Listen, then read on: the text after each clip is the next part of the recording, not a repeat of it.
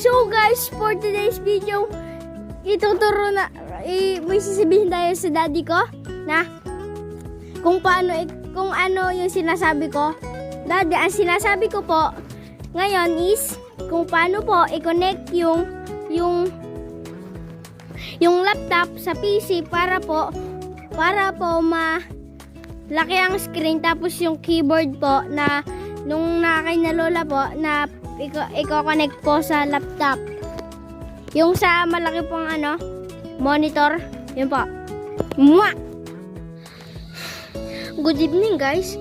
So for today's video, may papa-shoutout tayo dyan. Shoutout pala kay Mami Sheila, tsaka po kay Romnick. Magpapasalamat lang po tayo sa daddy ko na si Romnick Soriano. Tapos po, dahil po tinulungan niya po ako sa pagla-light on ng backlight ng keyboard ko. Tapos po, binigyan niya din po ako nitong aking setup po.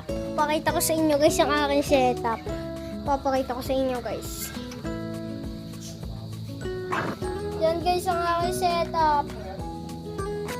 Ito po guys, itong keyboard na to, tinulungan niya po akong magpa-light ng backlight.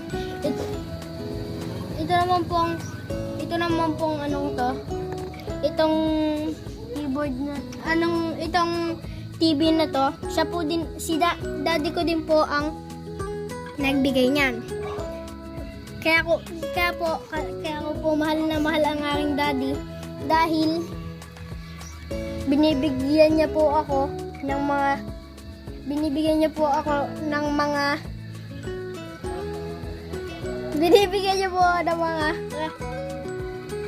kakailangan.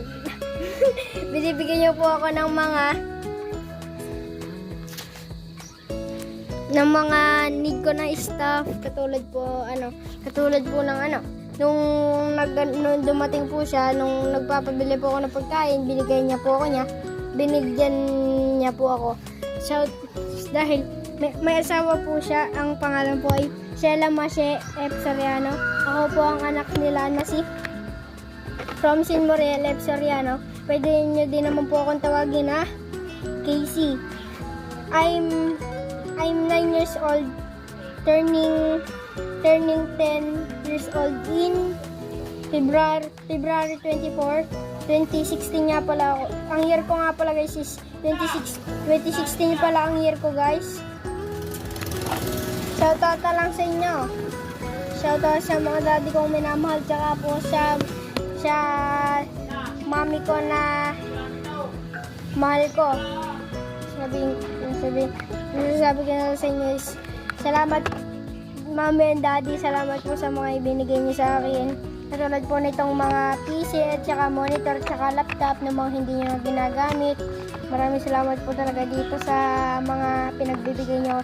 Na-appreciate ko po sa inyo. Lalo na po yung mga pagkain na po ang binibigay sa akin.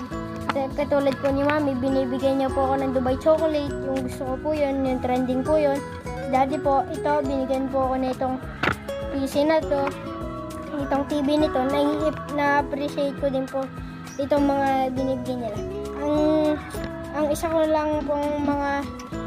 lang po na message sa mga batang yan ay pasalamatan nyo pa rin ang mga binibigay sa inyo ng mga magulang nyo kahit hindi nyo to gusto. Dapat pa rin pagpasalamatan nyo sila dahil binigyan kayo nila ng mga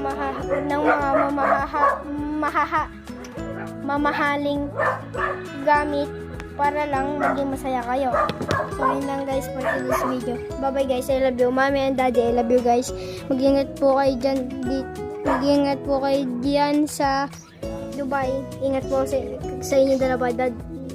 I love you po sa inyo dalawa. Mwah!